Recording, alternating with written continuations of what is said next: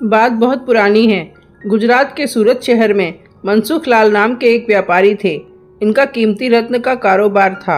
इनका कारोबार दुनिया के कई देशों में फैला हुआ था। पूरे सूरत शहर में इनका मान और सम्मान था। मनसुख लाल के दो बेटे थे जिनका नाम रामलाल और श्यामलाल था। रामलाल को दौलत और रुतबे का बहुत घमंड था, जबकि श्यामलाल एक शरीफ और सुलझा हुआ इंसान था। घमंड के साथ साथ रामलाल में ईर्ष्या और बेईमानी जैसे अवगुण भी थे। समय के साथ साथ मनसुख लाल की उम्र बढ़ती जा रही थी।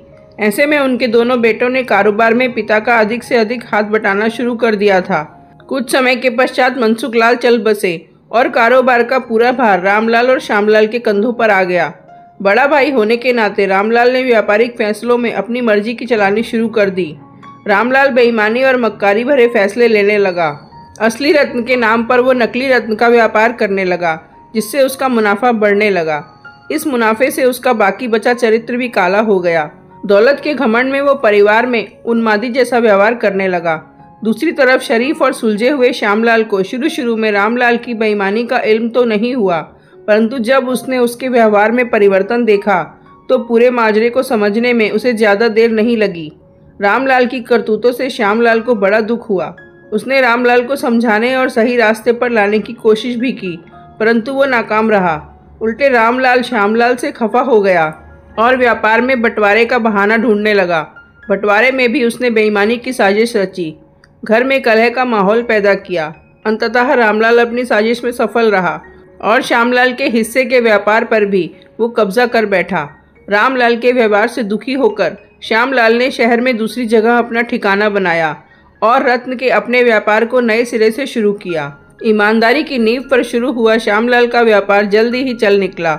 एक तरफ जहां श्यामलाल की ख्याति देश और विदेश में बढ़ने लगी, वहीं दूसरी तरफ रामलाल की करतूतों की पोल खुलने लगी थी। नकली रत्न के व्यापार के कारण रत्न बाजार में रामलाल की साख को जोरदार धक्का लगा और उसके व्यापार का दायरा सिमटने लगा।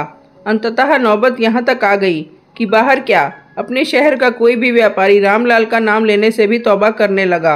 अब तो नौबत यहाँ तक आ गई कि रामलाल को धन के अभाव में अपना घर, दुकान, सामान तक बेचना पड़ रहा था। जल्दी ही रामलाल के हाथ से सब कुछ निकल गया और वो परिवार सहित सड़क पर आ गया।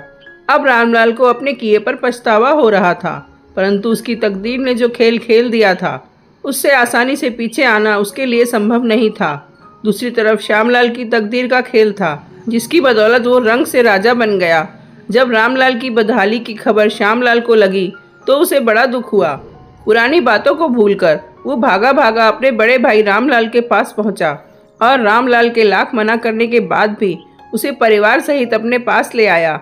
ये भी तकदीर का ही खेल था कि जिस भाई के साथ रामलाल ने बदसलूकी कर उसे सड़क पर पहुंचा दिया था, वही भाई आज उसे सड़क से उठाकर अपने घर में ले आया था।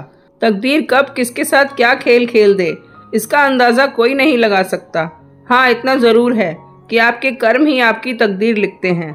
जिस तरह रामलाल और श्यामलाल के कर्मों के आधार पर तकदीर ने उसके साथ खेल खेला था, उसी तरह अच्छे कर्म करते रहना चाहिए। क्या पता कल तकदीर आपके साथ क्या खेल खेल जाए। इसलिए कहते हैं तकदीर का खेल निराला है।